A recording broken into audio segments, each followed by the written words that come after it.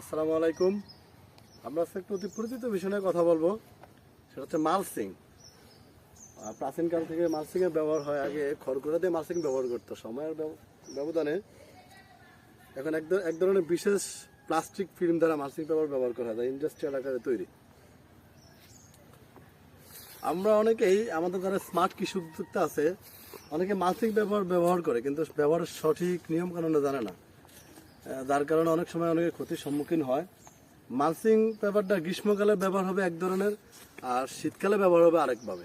গ্রীষ্মকালে ব্যবহার হবে কিভাবে সেটা যদি আমরা দেখাই। গ্রীষ্মকালে ব্যবহার হবে মালচিং পেপার একটু ব্যাটটা এই নৌকার মতো ডাইস হবে, মানে নৌকার যে ছাউনি মতো হবে, আর এই জায়গাটা খালি থাকবে।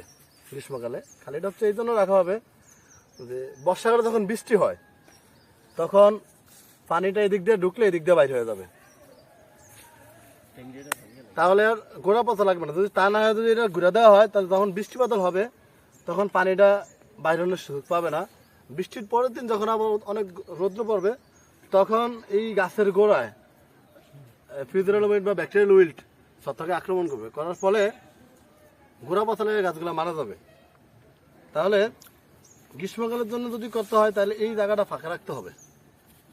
যদি ফাঁকা রাখা হয় তাহলে আর পানি জমবে না, তাহলে গ্রীষ্মকালে আর গোড়া পচা বা ব্যাকটেরিয়াজনিত উইল্টের সমস্যা হয়, এগুলো আর হবে না। এই ব্যবহারগুলো অনেকে না জানার কারণে মালচিং ব্যবহার করে অনেকে স্মার্ট কৃষি উদ্যোক্তা সফল হতে পারে না।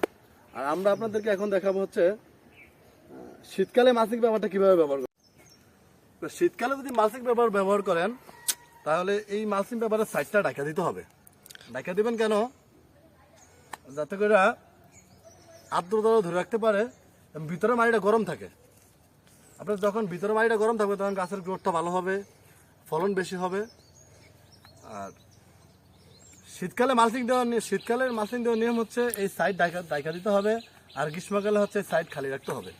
তাহলে দুই টাইমে দুইভাবে মালচিং পেপার ব্যবহার করতে হবে। কিন্তু আমাদের স্মার্ট কৃষি উদ্যোক্তা যারা আছেন, অনেক সময় না যায় না, ওনারা সবসময় ঢাকা রাখে, যার জন্য দেখা যাচ্ছে যে শীতকালে মালচিং পেপারে ফলন ভালো হলেও গ্রীষ্মকালে মালচিং পেপারে সবজিতে গোড়া পচা লাগে।